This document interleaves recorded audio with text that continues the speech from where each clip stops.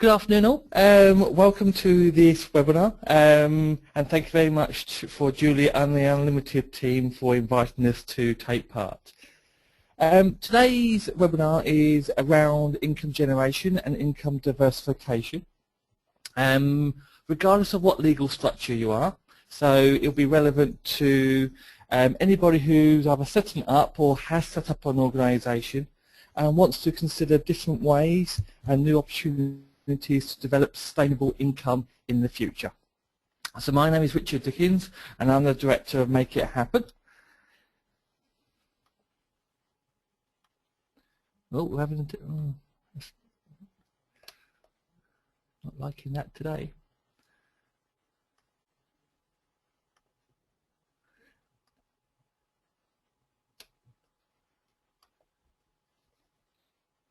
Okay, sorry about that. Right, okay, we're firmly on track now. So Make It Happen has been going around 6 years now, and we've been specialising very much in generating sustainable income for organisations. We've set up around 65 social enterprises and charities, and we've formed part of the social enterprise sector through our roles on the Council for Social Enterprise UK. During our lifetime, we've actually generated in excess of £45 million worth of income, and that income's come from a number of different areas, and today is really a basis of discussing those principles and actually how we can pass on that information to you. And also we support and understand that everyone's got different capacities and resources, so we also consider that. I'm sure you have a number of questions. So at the end, I'll be hanging around, so any questions that you would like, feel free to either type them in as we go, or at the end say I'll be around. And we plan to have 2 to 3 polls during the session, and all being well, if technology is working to our favour, we should get those throughout the webinar themselves. If not, we'll do them at the end. So, generating income. Generating income is actually one of the hardest things to do naturally, but actually also it can be one of the easiest once you actually understand your marketplace, but also understanding what people actually want from you. Organisations that are very much challenged with changing landscapes within society, where the economy is changing, where individual needs are changing. Therefore, people need to be able to understand how that sits in. So creating a sustainable organisation involves generating income to make profit, because profit should never be a dirty word. Profit is about generating income for good. So you make impact based on the income that you generate. Do it in an ethical and values-driven way, involving people like you all naturally would to make impact. So incorporating all those different areas will actually demonstrate a high degree of sustainability, and the income generation sits firmly within that model. So just going back very briefly in terms of how things are changing, and this is quite poignant to generating income today, is actually how people are making decisions on what and how they purchase. Now it's actually quite important to understand that 2 out of 5 of all purchases now within the UK are based on ethics. And ethics is about what's morally right for you. So we all make decisions about getting up in the morning or not, as the case may be. We all make decisions on what products and services to use, where or where not to go shopping, and who or who not to engage with in the local community. So by understanding that everybody thinks differently, but your core values and ethics are going to persuade you where to go to purchase something, it's actually very important that you can understand that when you're selling your services. There's been a rise of about 89% year on year, certainly last year, and early indication is over 200% this year. Simple things like fair trade are quite a good example of this. People are making those choices. And then people are looking for value for money, added value, and depending on what sector you're looking at selling your services to, social value. So it all comes together quite nicely. So how that sits in is how we make decisions. So we recognise there are different decisions on making a purchase. So we all like to go in and look for our regular shampoo or our regular place to eat, but we have a judgment of where to go, what to go, how to go, and why we go there. So you may go there because of great food, great company, great service. But it's all down to your individual beliefs. So understanding how that affects people's decision making is quite important. And we're actually doing a seminar, a webinar, early next year on that one through Unlimited as well, where we explain it in a lot more depth. But I think the key thing is to understand that we all value different things, and therefore when we develop our products to generate income, we need to consider that quite strongly. Okay, so we're going to have our first poll, all being well, if our technology is working well with us. And it's based around income and income diversification. So hopefully... Yes, I've just launched the poll now, so people should be able to see that on their screen. Wonderful. So I'm just going to give you a few seconds just to have a look at that and pop that in, because I think it's quite nice to be able to understand.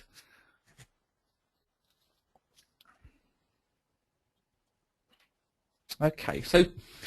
Not quite finished share yet. Those results at the end, all being well. Yeah, it's not quite finished yet. Oh, okay. So, do you want to save them till the end, Richard, or share them now? Yeah, so should we save them to the end? Yes, that's fine. Brilliant. Okie dokie. So, the key nitty-gritty then is income and income generation. So, developing sustainable income is challenging. But what we always say is, how can you generate income through multiple markets with multiple service offerings to the right people? And as we very briefly explored, if people have different values, it's quite important to understand how people can really develop sustainable income from this. So one of the first areas that we always look at is trading. So trading is obviously a very general term, but trading is, in our terms, trading to an individual or directly to a business, a private business by and large. Then we look at commissioning, and commissioning is all about trading to the public sector. And that may be the NHS, that may be the local authority. Again, each of those groups require different forms of communication, different products, and have different requirements. Then we look at fundraising, and fundraising is developed to far, far greater ways over the last few years than it ever has done. And fundraising is all about generating a relationship with an individual or organisation, and as a result of that relationship, there is a fair exchange, a donation of some degree, not necessarily just shaking a can. And then we're on to funding. And funding, naturally, everyone's heard of, and obviously award winners have received a degree of funding through Unlimited, and which is great, but when you come to rely on it, it becomes very problematic. So if you look at it in a small part of your organisation and not use it to run the organisation, you become more sustainable.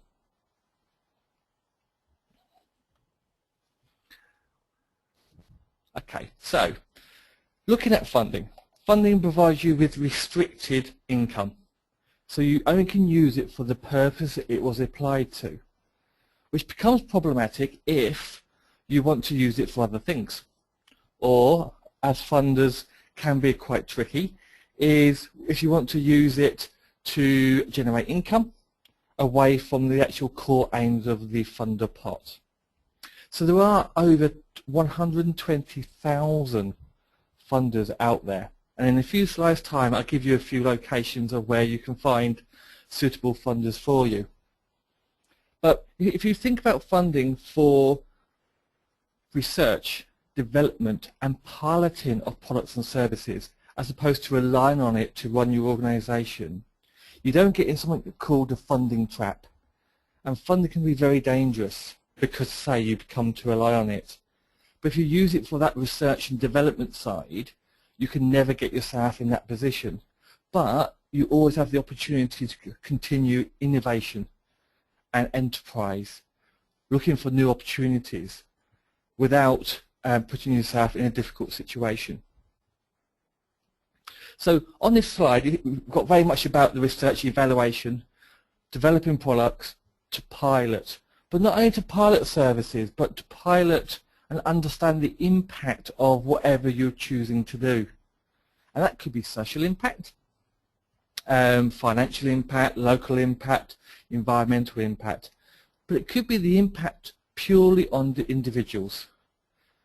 Does that idea or that concept that you have going to achieve what you want? So funding is a fantastic way of looking at that and exploring those ideas. And then looking at your idea or concept going into new areas, into new markets, older products going into new markets, or newer products going to old markets. So you're using it for a different concept and a different reason. So funding themselves, as I said, there's 120,000 funders, and they range very much from trusts and grants, UK-based but also European-based. Now, trusts themselves are generally smaller pots of money which have been held in trust by an organisation based on a donation or a corporate sponsorship or a legacy that people or organisations have left. Now, those don't actually need an application to go into them. All they need is a letter. And that letter should really clearly define what you're trying to achieve and what the benefit of that being achieved will be.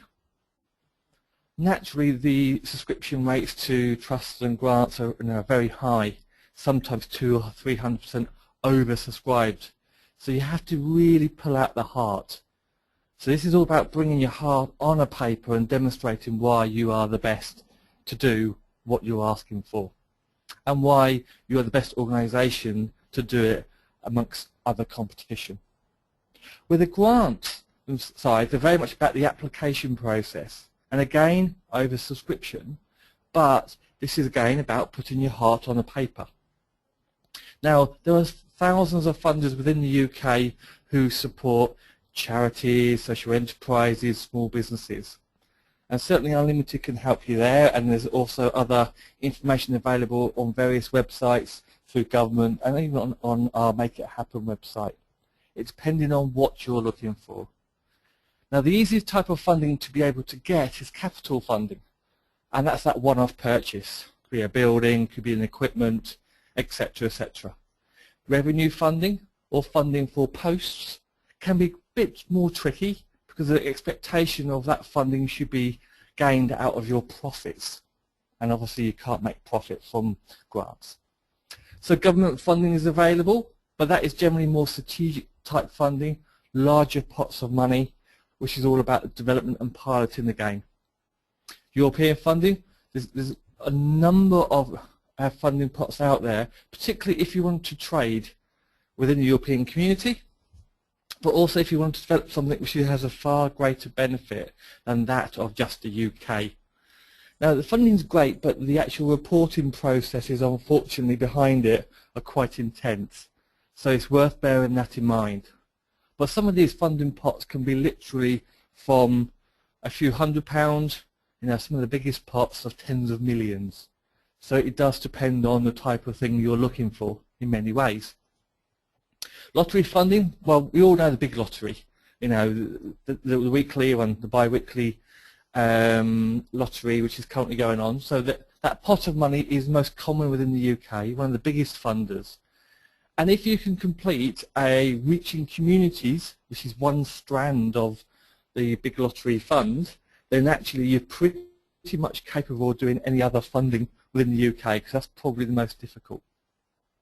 Now, there is a funding pot out there which is very useful, especially if you're a for private gain organisation, so a social enterprise, considering being a cooperative amongst you, and that's called Awards for All, which is a £10,000 pot, 6 to 8 week turnaround, which is fantastic for exploring new ideas, doing marketing, buying equipment, developing concepts, going to see other practices, best practices, etc., etc.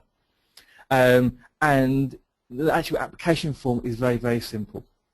What I'll do at the end is pass the information through Unlimited, and Unlimited will actually post that out as a part of what we're doing today. And then you've got social enterprise funding, and that's a little bit different because you have traditional funders who won't go down the route of social enterprise funding. That's why they've set up a new strand. And this is quite widespread, and again we're going to send some more information out at the end.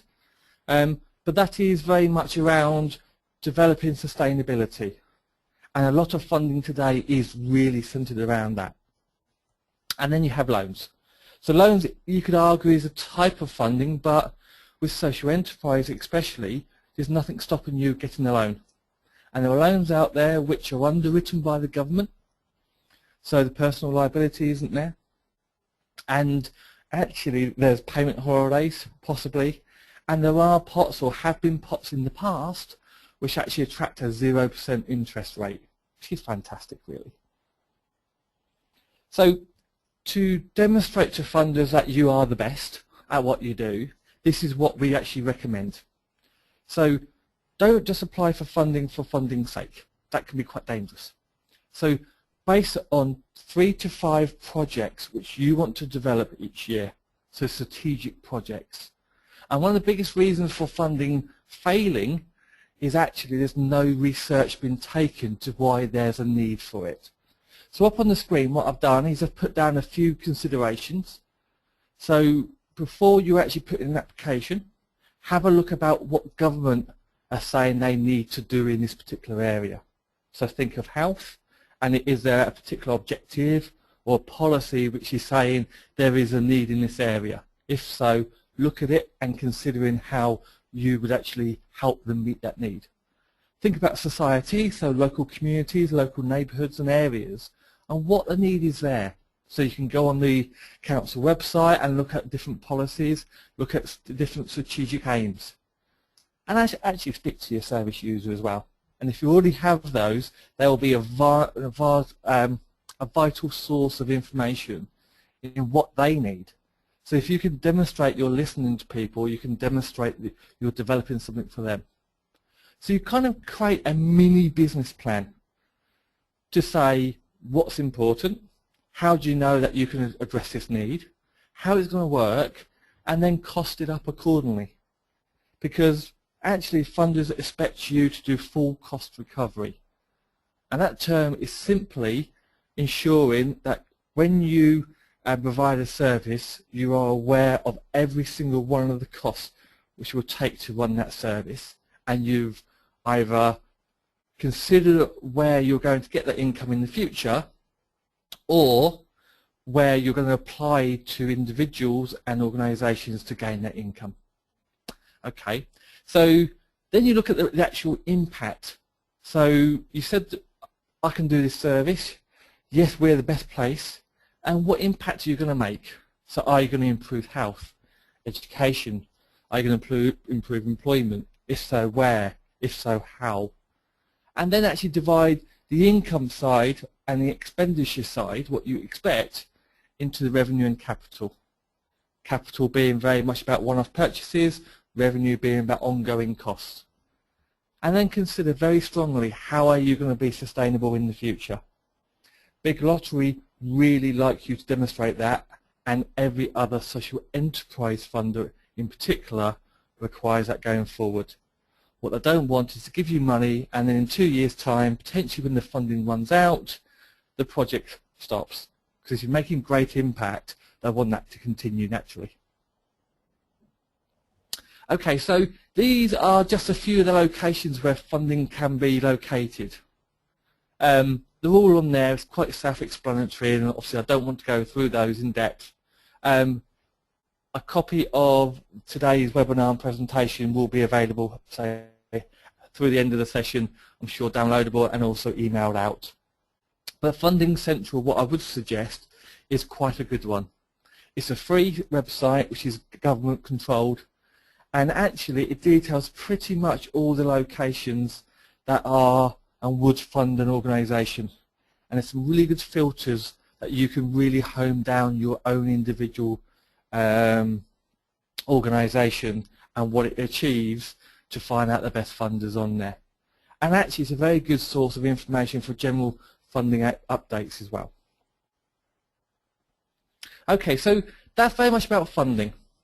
So going on to fundraising, fundraising is about unrestricted and restricted income. So it depends on what you're fundraising for. Funding is all about restricted, so you have to use it on that particular project.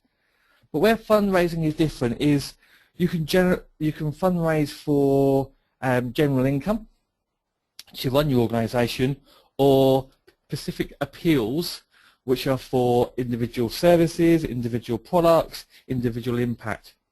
So is that quite very clear to consider as well? So with funding, there's quite a lot to consider, because obviously you enter into a relationship with an individual or organisation. So therefore are a number of policies or guidelines that need to be considered, and I've put a few up there. So if you are considering fundraising in the future, please do have a look at the Institute of Fundraising and actually sign up to the Code of Practice and the Fundraising Promise, because those will very much give you a very clear understanding of what you can and cannot do, but also give the person who may give you money and support you in some way the confidence that you are entering into a relationship which you value their input, but also are going to spend that money wisely and consider obviously the different options. And then thinking about a slightly different arrangement where you develop a fair exchange. And that fair exchange is, if I give somebody £10, what do I get in return? I'm not looking for £10 back, but what I may be looking for is a relationship to know where that £10 has been spent. So thinking about how the communication of the benefit of your products and services are communicated, are marketed. Nowadays, that people don't necessarily want lots of gratitude, but they do want to understand the value of their £10, £20, £100, because actually there are so many opportunities for organisations and individuals to donate money. Everyone's looking for it. So it's how are you developing that a fair exchange? So I give you something, I get something back in return. A little bit different than traditional fundraising, you could argue. Because one thing you have is something called a social contract. And a social contract is all about developing a relationship with a donor, whoever they are, and where you develop trust. You develop a bond, one of those things that you can't always quantify, but that there is a strength and depth of relationship where there's continued support. So they value what you're doing, they understand what you're doing, they can understand the benefit of being involved. And that way you develop a relationship which is very strong and robust. And by doing so, the actual income relationship changes, where there's constant money coming through. There's bigger projects, bigger donations, and actually it's very, very important if you're looking down the legacy route as well, because no one's going to give you money nowadays unless they can actually feel that that money is going to be spent in the best way, especially with the amount of competition out there. And then you've got to consider very much about the gift aid and tax relief. Obviously charities have a high degree of impact in this area, especially with any donations. Nowadays there's 20% and above on any donations received by a charity, and they can claim that back from the government. Different legal structures have the ability to gift to other legal structures and receive benefits, in particular tax relief. So if you're looking to get corporate fundraising off the ground, do some digging on this area, because if you can sell the benefits to a corporate, they're more likely to understand the benefit of actually supporting you. So one of the key areas going forward is not really so much as saying, okay, I've got a great organisation, come and support us. It's actually really defining a specific product or service, individual activity, which you can define. It's almost like a product in a box. So what does it do? What impact it's going to make? What value it is? What are people saying about it? Why are the community, or why is the community in which you serve going to be of detriment if it's not available? And that generates that relationship going forward. So it's like if I walk down the high street, there are probably 10, 12 different charity shops where you can buy products and services from. There may be a big issue person on the corner. There may be somebody shaking a tin. There may be somebody coming around to your house, and asking for a donation. There's always different opportunities to donate, but it's up to you to demonstrate how you can do that, and actually how not to alienate different people as well, because they could be your lifeblood going forward. So sponsorship from a business is more prominent than it used to be. More companies want to be more socially aware and socially minded. There are different legal implications, one of which I mentioned last webinar is the Social Values Bill. So if anybody wants to engage with public sector and provide service to the public sector, they need to demonstrate their social, economic and environmental impact. Now, what better way to demonstrate your impact in those three areas than partnership up, should I say, with an organisation who can actually help them achieve that. So actually you have a very strong relationship. So not only may it be financial exchange, it may be volunteering.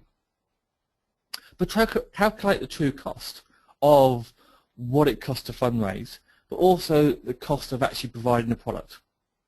So what you can do, if you're providing healthcare, for example, hours of people's time, have a look about what it costs for that individual to go out and provide a service, and then go out and actually say to potential donors, actually, if you donate £15 to me, we can provide 1 hour of nursing care to a member of the community who's elderly. It's much better than saying, can we have £15 to run our organisation? Because again, people can go in touch with it. So it's all about demonstrating your value and your worth. Unlimited actually have a webinar later on in the year about social impact and value. Very worth a listen to, because it will demonstrate how that can be achieved. So these are some of the core types, and we won't go through all of them because there's quite a few there. But ones in particular which are interesting is harnessing the power of individuals and the belief that individuals have. And one of the key things there is crowdfunding, which is about 3 o'clock, I think it is. And crowdfunding is about individuals coming together, understanding a particular organisation and the value that it has on community and society. And as a result of that, they will support you. Now, there are cases where people have gone down the crowdfunding route and within 24 hours have raised in excess of £50,000. And there are numerous occasions where people have come together to actually demonstrate, again, value, and not just for a social cause, i.e. a legal structure with a social enterprise or a charity, but private businesses who are creating something which has environmental impact, potential wind farm, perhaps a low emissions paint, etc., etc. Quite a number of cases. Now, I'm more than happy to send some information over on that, a couple of websites which would be useful to review. It's very low cost.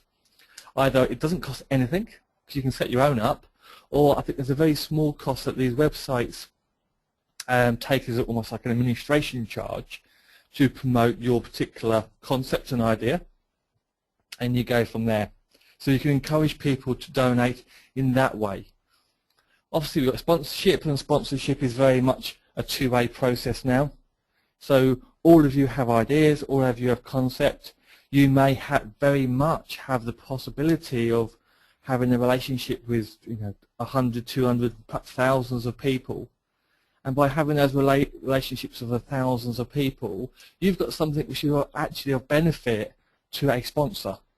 So there may be a way that a sponsor would speak to you about promoting a particular product or service that you may use anyway to your service users or your stakeholders, which very heavily links in partnership with local businesses and memberships. Now, one of the biggest sources of income going forward in the future is e-fundraising. So it's looking at about your electronic media, so basically social media and methods of engagement. Now, the largest growing group on Facebook, for example, is over 50s. And did you know that on Facebook you can actually promote your services to individuals? And that's done very simply by key advertising. So you can put a profile of who the people you want to engage with. So you can state the age, the gender, the location, likes, dislikes, beliefs, etc., etc. And you can put that into the Facebook, and every time you come up on your own individual page, if I fit your profile, then your advert would come up. And if I click on that, obviously it will go through to a website or a cause. A little bit different than it ever has been, but quite intuitive, as I would call it, or different, as other people call it. And also you've got things like texting, text to donate, text to support, text to give. Say 50p, people will support.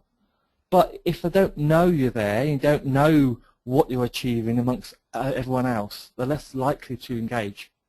And the final one up there, which I like to mention, is community and social impact bonds. So if you know that the services you provide or will provide in the future has a degree of impact, and you can demonstrate what that impact is to certain individuals, then they're more likely to be able to work with you by you actually pledging what impact you're going to make. There are a number of cases, but if you take health, for example, if you have an organisation which has an intervention with drug and alcohol, and as a result of your organisation you can prove that more people are able to come off drink or drug-related medication, and as a result of that, that person is healthier, you can actually develop systems where you can pledge the impact that you're going to make in the future, and people would actually pay you against that pledge. So actually that makes people feel better, but also with the public sector point of view, that's actually very much one of their considerations in the future. But I'll come on to that in a little bit.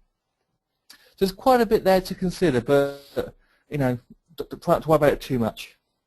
I've mentioned about crowdfunding, and again, just at the bottom there, I've put a very good, useful website with a bit more information. And that may be quite helpful, hopefully, to a number of you. Okay, so if you think about funding and fundraising being very much about putting your heart on paper or your heart out there, the other two mentioned with trading and commissioning is very much about head. So you have that balance again. So commissioning, you can generate unrestricted income and restricted. It depending on what your relationship is with the public sector and the contract that you have. So if it says the word grant a tool in there, it is technically considered restricted income. If it says a contract, then it is considered unrestricted income. And therefore you can basically do what you want with the money, as long as you provide the service and hit the outputs, of course. So one of the things you can do to actually convince people to engage with you is to demonstrate your impact on some of these areas which are on the screen now. So for example, if people know that you can solve a problem, and let's face it, you know, the society has many of them. Government, you consider, have quite a few as well. So if you know that your service can actually have a positive impact in any of those areas, you can proactively contact a public sector organisation, say council, PCT, or the new clinical commissioning groups, GPs, health and wellbeing boards, and they go on and on and on. But actually saying, this is a business case of why my organisation can help you, and as a result of helping you, this is what can be achieved. So it's avoiding the tender trap where you can get into where you rely on a tender coming out and you write one which can be very time consuming and it's very highly competitive, so you may or may not get there. So actually by bypassing all of that, you're in a situation where you can very much be proactive. So if you can be proactive in these different areas, it makes life a lot easier. Now, one of the other considerations is very much considering how you can break down the benefit of your service to multiple people within the public sector. So people in health are only tends to be interested in health, dare I say it. But if you've got an education and an employment impact, why don't you actually approach those commissioners and say, actually, there's benefit here also. So you may not get that £100,000, £200,000 contract, £1 million contract from one person. You may get it from multiple people. And therefore you can argue you've got multiple security, because you're not just relying on that one single income source, which is extremely difficult, but can be obviously beneficial. Now, dealing with the public sector now is challenging, but some really good points coming through are some of the legal context, which are actually on the screen now. So there's actually a push to engage with smaller organisations and smaller independent organisations and community groups and sole traders, because they want to actually involve people within decision making in the local economy. So actually, just because you're small doesn't mean you can't engage. It just means that actually they will listen, but there are still some procurement guidelines and challenges that you have to overcome. So most important one is actually a Social Values Act now, 2012.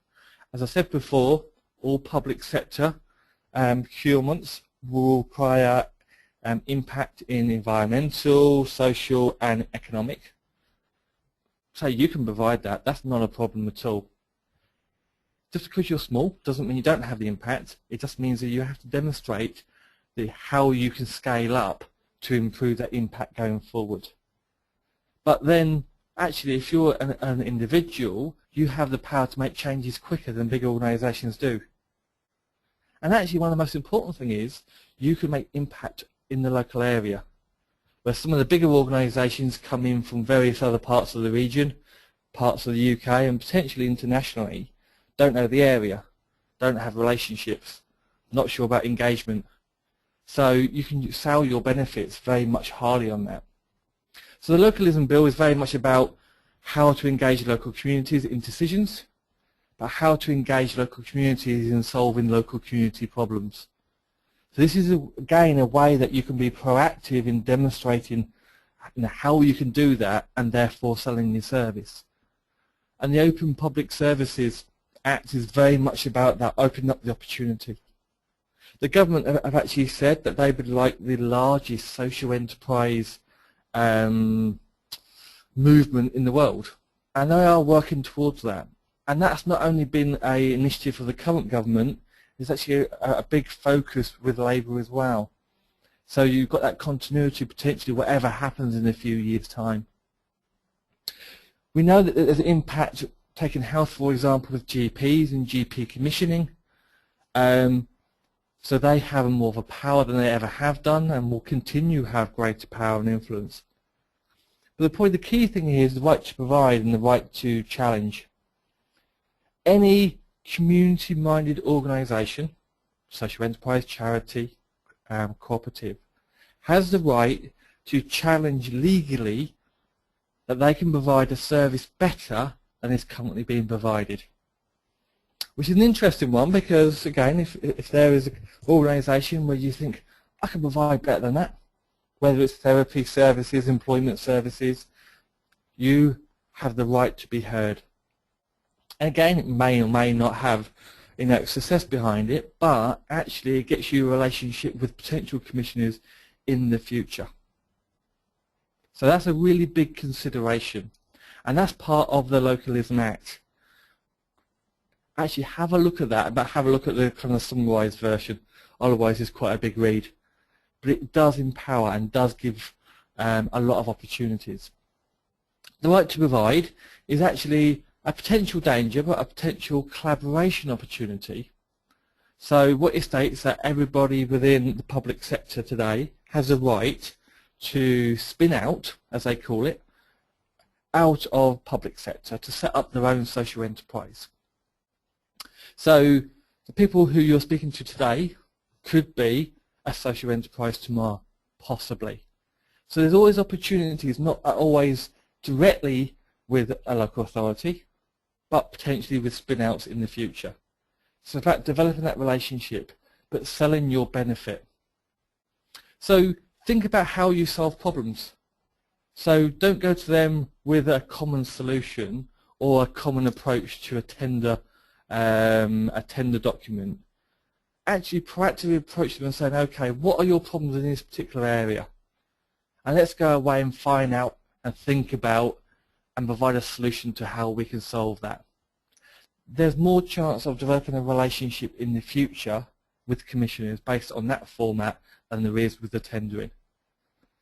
Any qualified provider, again a little bit of an enigma, but what it basically says that the public sector can engage with any organisation who is qualified to provide services.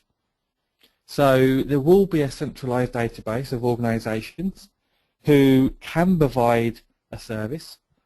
The generic information, policies, procedures, financial details, quality standards will all be checked centrally, and a central price agreed, albeit with some local variations. So when you actually speak to the potential local commissioners, you have the ability to negotiate on service levels. What that does is actually levels the playing field between smaller organisations and large. Because larger organisations are going to have to invest these time to go out and develop those localised relationships and not necessarily have the benefit of it being a mass negotiation and try and drive down the ultimate price. That price has been agreed centrally, which provides a lot of opportunities. So, solutions to problems. Consider piloting. Any new service which is not currently being provided can be piloted 2 years without going out to tender. Really good way of thinking about it. So innovation and excellence. Okay, so Richard, sorry, were we going to out the fourth, and the final part. Were we going to do a poll? Oh, hello. Hello, were we going to do a poll? Yes, we were going to the poll. Sorry, I did forget the poll. If we could do the poll now, that would be fantastic.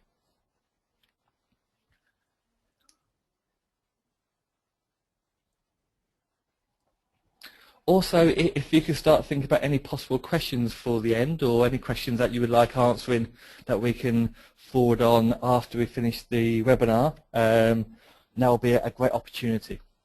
We've got about 5 or 10 minutes left.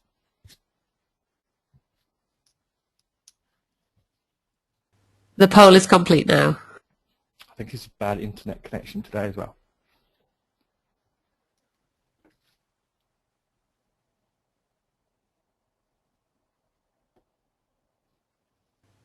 The poll is complete now.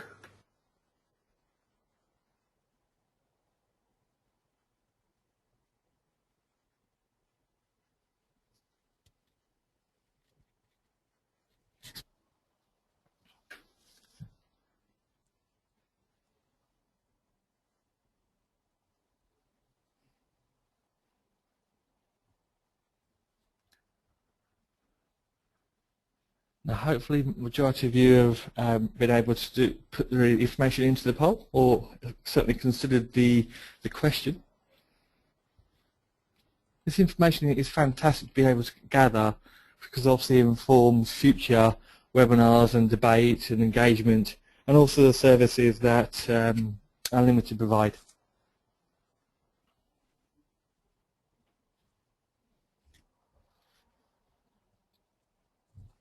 Okay, if everyone's ready, or just commence on the final part.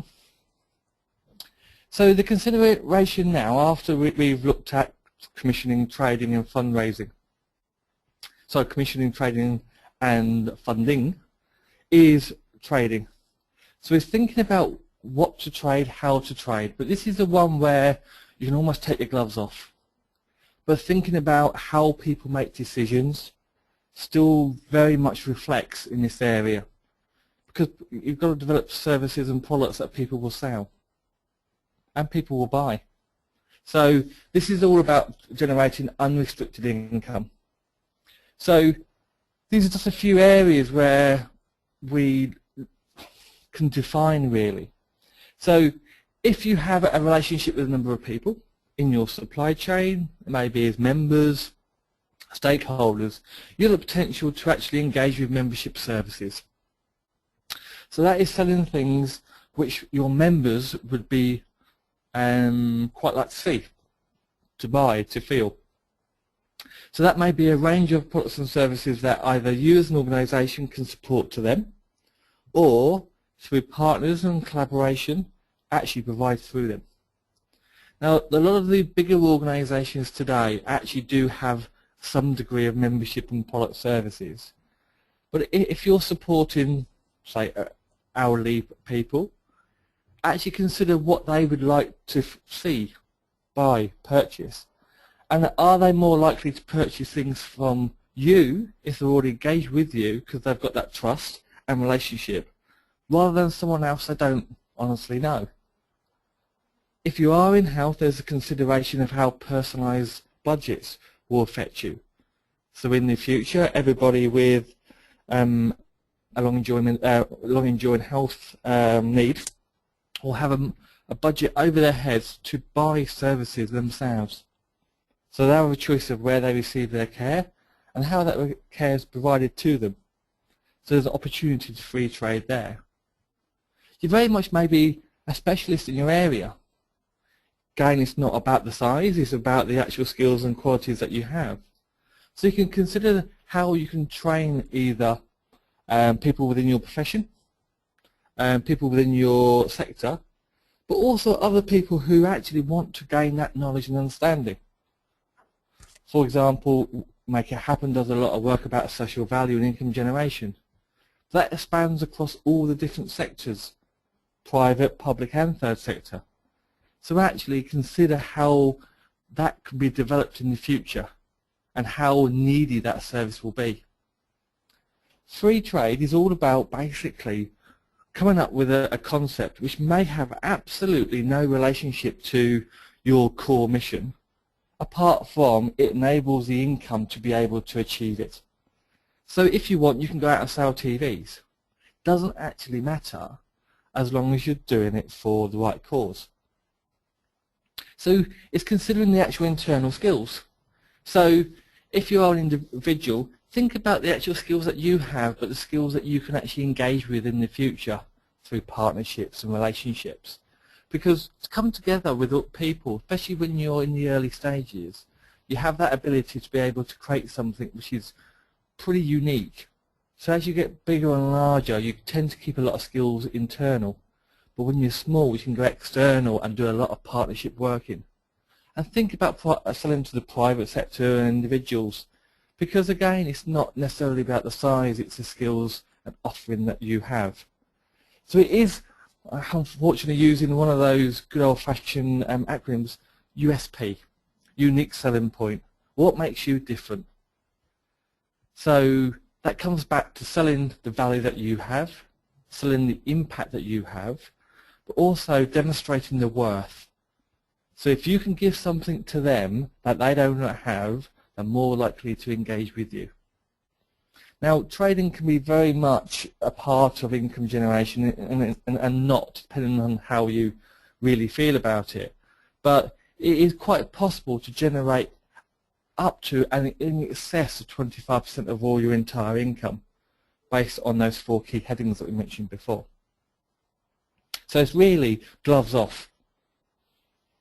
But final thing to majorly consider is, where is income going to come from? So we mentioned about different areas and different thought processes, but do think about how you're going to constantly come up or generate services that people will buy. So at the moment, your natural comfortable area would be old market and old product, because that's what you know. We all start there. Make It Happen started there a number of years ago because you base it on the skills and experience that you have. But then as you get more confident and actually as you can demonstrate and feel your own worth, what you do is start to move into new areas. So tried and tested models into a different sector, into a different marketplace. So selling healthcare to private as opposed to healthcare to individuals. And then depending on how, I won't say risky, but how sometimes entrepreneurial you are, that's when you kind of move around the actual dial into new products and new services. But that's brilliant for using for funding, to explore those new options, the slightly higher risky options, because those are the ones that will ensure sustainability, but as long as it's done in the right way. So looking at feasibility and looking at research. So spread some of your efforts into the next segment where you would normally feel comfortable with. And how much effort you put in there, well, that's entirely up to you, but do consider that next step, because there's always innovation out there. And as social entrepreneurs, I think we firmly believe that as well. So final couple of slides, it's generating sustainable income is based on those 5 areas up there. So about delivering, whether it's a project or core services. 7 degrees of impact, so what impact are you having on health, education, social justice, employment, etc. What value do you have? So what soft values do you have to stakeholders, but what financial value? Are you saving people money? Are you saving public sector money? Developing loyalty is all about fair exchange. I'm giving you, but what are you getting in return? Doesn't always have to be a financial exchange, it can be a softer information exchange.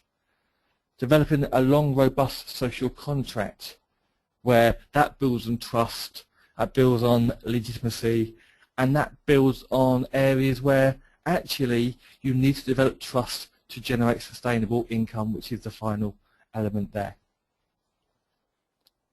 So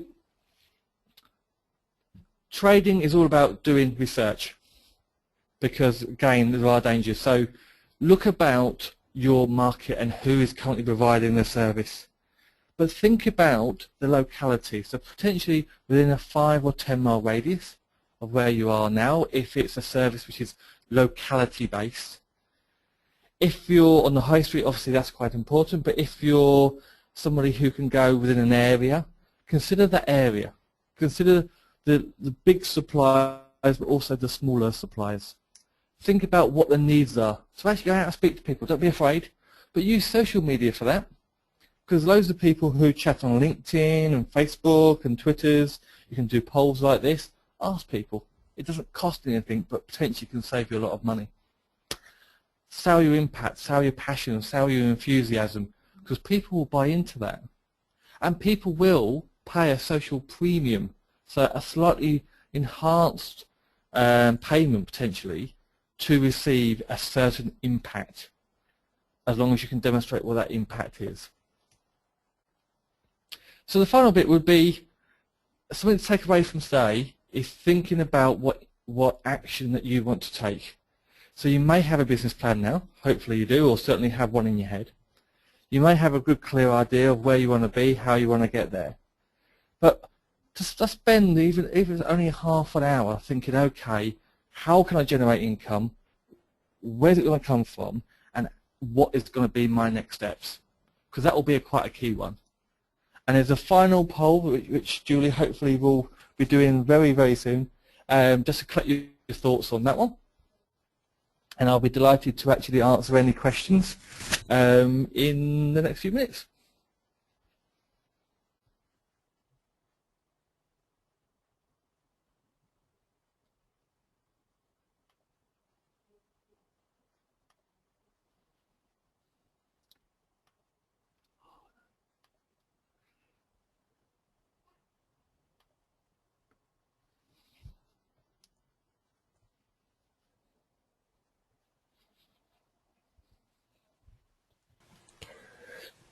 Richard, we're just finishing off the poll, and then we've got a couple of questions which I will read out to you. Okay. Okay.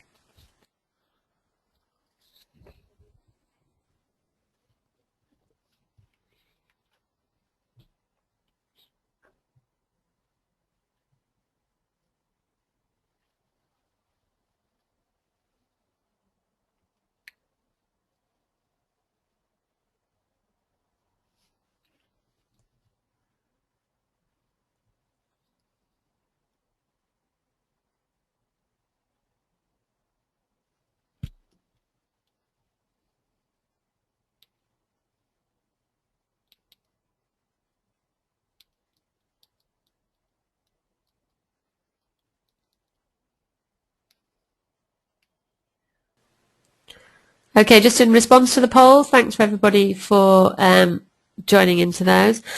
Just to give you the results, the first poll was, do you have more than one source of income? 77% of people said yes, 23% said no.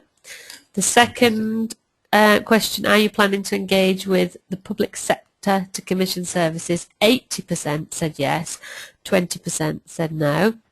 Wow. And the final question, what is your main consideration to generate income? 77% of people responded to this. 52% are looking at trading, 26% are looking at commissioning, 22% are looking at funding, but nobody is looking at fundraising. Ooh, interesting. Very interesting. So in terms of questions, we'll just go with a couple, and then I think as time's ticking by, we might have to email the rest over because we've had quite a lot of questions come through. No problem at all. This one is, I'm looking to start up a new social enterprise providing care into care homes and to help people live independently in their own homes. Is there any specific guidance or advice that you would recommend? Oh, yes, there is. It's quite a bit. Actually, if you want to provide me with the perhaps the contact details, I can actually send some information directly over. There's quite a bit of considerations with all the changes to the Health and Social Care Act in 2012 and some health and social care reforms coming up, which would directly influence that. But I'm more than happy to send some greater detail of information over. Cool. I can actually send that over the email address so I can connect you together, so that's fine. Somebody else is wondering, what is the best legal structure for a community radio? Should it be a CIC or a charity? It depends on where your primary source of income will come from. If you're thinking it's going to come from funding more, then edge towards the charity. However, my feelings would be if you consider a social enterprise for sponsorship and trading, and potentially consider a little bit further down the line a charity to support donations and making maximum use of any donations that you receive. Great, thank you. And one other question here. Somebody was told by their local authority that they were unable to have their venture funded without it being put out to tender first. Okay. They're interested in your view about running a pilot for 2 years without it going to tender first, and where can they get some more information about this? It's a little bit dug down into various procurement guidelines. There are some procurement guidelines what I can send over. That's not a problem. What the pilot would need to be, it has to be a service which is not currently being provided within the local authority and not considered similar to a service also. It's a little known concept. It's certainly in the NHS procurement guidelines, so you can quote that in future, but it's not a publicly well-known one. Okay. We've just got a couple more questions that have come through. Can you just give us a quick recap on the Awards for All funding grant and the best ways to use this? Okay, Awards for All then is £10,000, up to £10,000. There's a 6 to 8 week turnaround, and the grant is actually managed by the Big Lottery, so you can just pop onto the Big Lottery's website.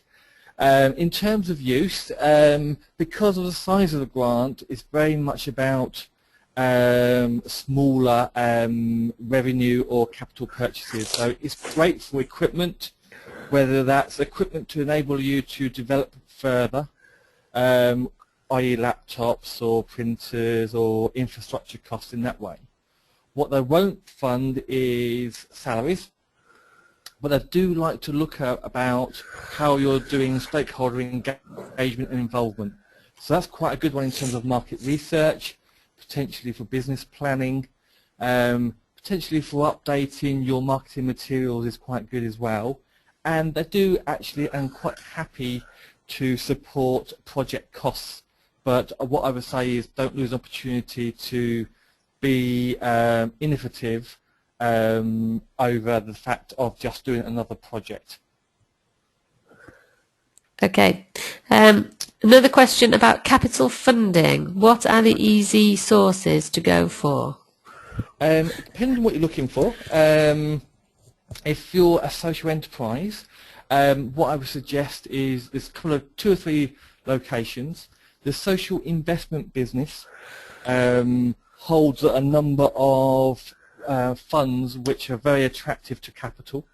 There is something called the right to bid, I think it is, pot of money which has just been released, which is about community organisations and small organisations buying community buildings, so that's a good one as well. Big Lottery are happy to look about capital with their Reaching Communities programme.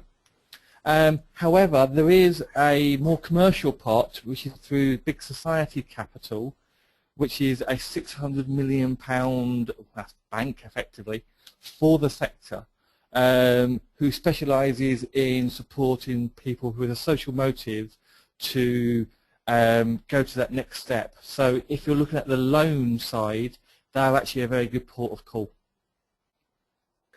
Great. And I think we'll go for one final question here, and then we'll have to follow it with individuals, because like I said, we've had quite a few questions come through.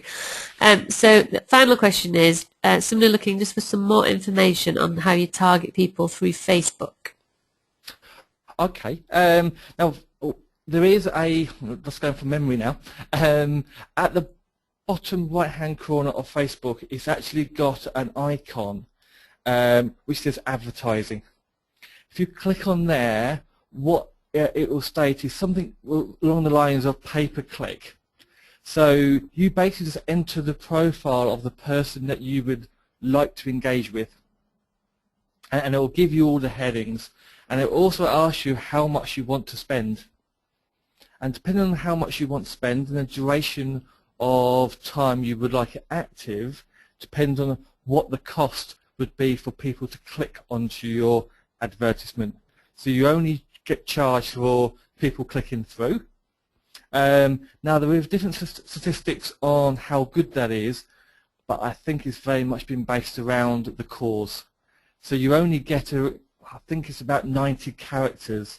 So you do get a lot of smaller organisations like plumbers or some of the tradesmen or accident claims, etc., etc. on there. So you do have to consider it that it's still quite new.